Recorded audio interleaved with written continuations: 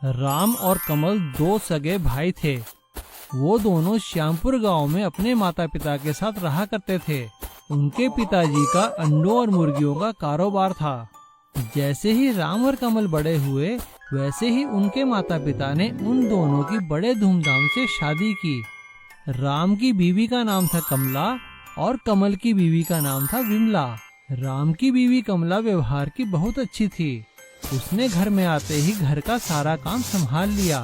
वो सुबह जल्दी उठकर अपने सास ससुर की सेवा करती, घर का सारा खाना बनाती और कमल और उसकी बीवी के लिए भी खाना बनाया करती थी। लेकिन दूसरी ओर कमल की बीवी विमला बहुत ही सुस्त और चार टांगों वाला गोल्डन हेलीकॉप्टर चोर। जगन नाम का एक आदमी शहर में सुनार की दुकान में काम किया करता था। जिस दुकान में वो काम करता था वो एक बहुत बड़े मॉल में दूसरी मंजिल पर थी और वहाँ पर सोने के खिलौने भी बनते थे। जगन बहुत अच्छे सोने के खिलौने बनाया करता था, लेकिन वो एक अच्छा कारीगर होने के साथ साथ बहुत ही लालची भी था। वो हमेशा मन ही मन सोचा करता था, मेरी भी क्या किस्मत है, सोने के खिलौने बनाता हूँ लेकिन घर पे देखो तो मिट्टी के खिलौने भी नहीं है। मजे हैं इन सेठ लोगों के। तभी दुकान का मालिक उसके पास आकर कहता है, अरे भाई जगन देखो, हमें एक बहुत ही अच्छा ऑर्डर मिला है। हमें सोने के हेलीकॉप्टर बनाने हैं। हमें 10 हेलीकॉप्टर बनाने का ऑर्डर मिला है, तो तुम तैयारी कर लो और देखो हेलीकॉप्टर ऐसे होने चाहिए कि बिल्कुल असली लगे। जी सेठ जी, हो जाएगा, मैं कल ही लग जाता हूँ काम पे।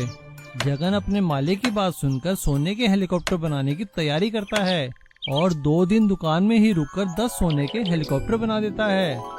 2 दिन बाद जब वो घर पहुंचता है, अजी क्या बात है, घर नहीं आना है क्या? अपनी बीवी की बात सुनकर जगन उसे सारी बात बताता है।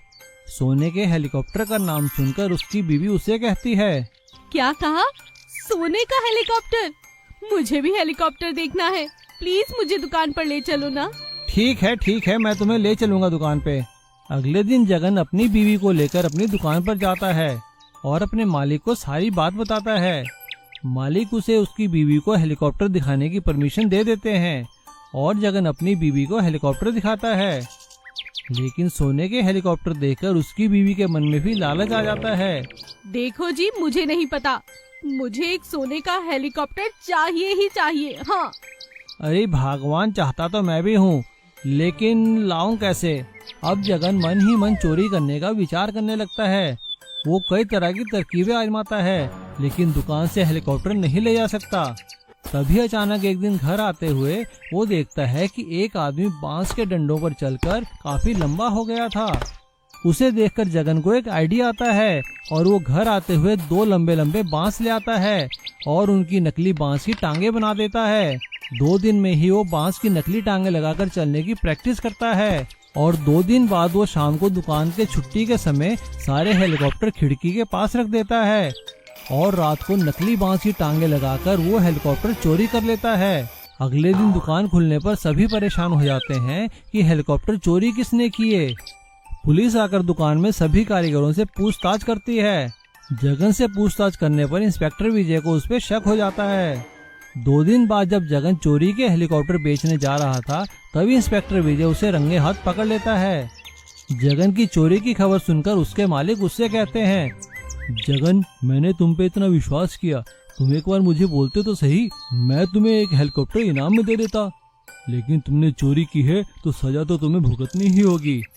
और पुलिस जगन को हेलीकॉप्टर चोरी करने के इल्जाम में जेल में डाल देती है। उसे अपनी गलती का बहुत पछतावा होता है और वो कभी चोरी ना करने की कसम खा लेता है।